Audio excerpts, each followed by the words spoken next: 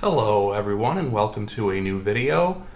Today we have a little bonus unboxing here. This is a package that came in special delivery from Russia again. There's an eBay seller, or there might be a couple of eBay sellers in the Russian Federation that I seem to be finding a lot of these models at. And so this model is kind of Hans Trippel Part 2. It's a very special and unique little car that I discussed briefly in that video, and I found out that there was a model available of it, so I decided to buy it. And it wasn't cheap, but hopefully it's worth the money. So let's take a look inside this box and find out what we've got. I love how the guy uses all these stamps here to... And the interesting thing is that they must have high-value stamps in Russia, because I don't think any U.S. postage stamps, at least not that few, would ever be enough to get a package across the oceans. But this one did, which is interesting, and there's all kinds of Cyrillic writing on the tape and everything. But it's of a French car, so okay, make of that what you will.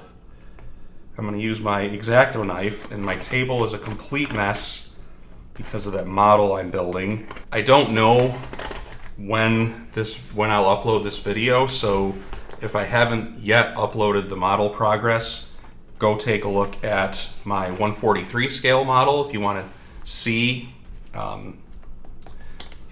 some stuff about the models that I build. I'm building a 118 scale gas station right now, which is taking forever, as I knew it would, and that's why my table's got all kinds of crap and all kinds of paint all over it. And of course I'm going to have a hard time opening this box, because opening boxes is for some reason not my forte. I'm doing it the safe way, pulling the knife towards myself, just like you should. Ah, there we go. Okay, here we are. And so this model is made by Autocult, which doesn't sound the slightest bit creepy.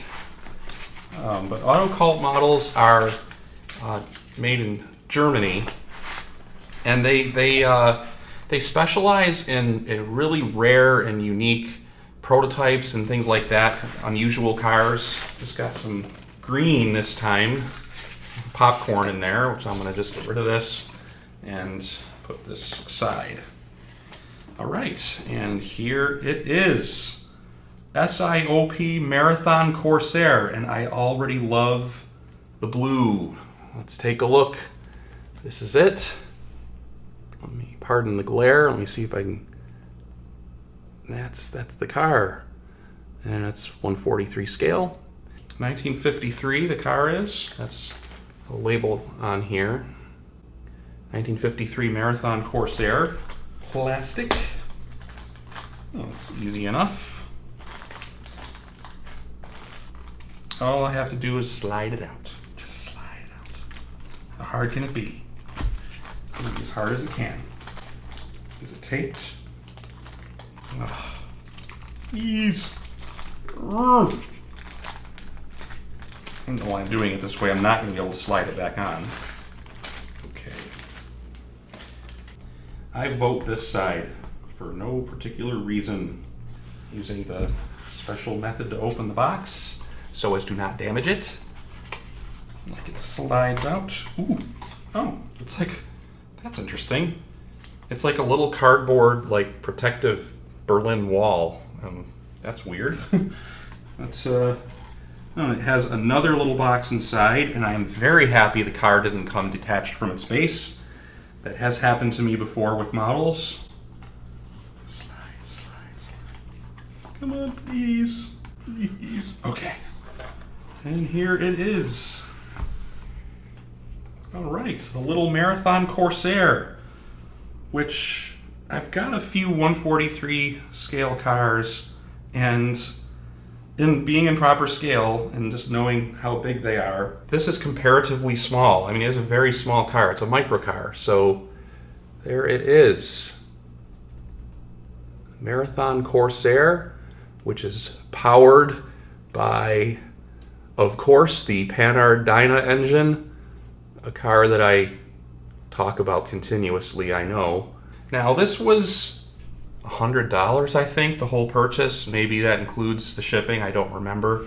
But whatever the case, it doesn't really matter because you really can't find these anymore. This was the very last one on eBay, so I cannot give you any advice on how to procure one of these if you are interested in it. I guess just keep an eye out or ask somebody on a Facebook group or something similar if they have one that they would like to sell. And because they're kind of rare, that also means they can ask whatever price they want for it. But it's up to you. This is a really neat little car and it's very unique. So that was why I wanted to add it to my little collection.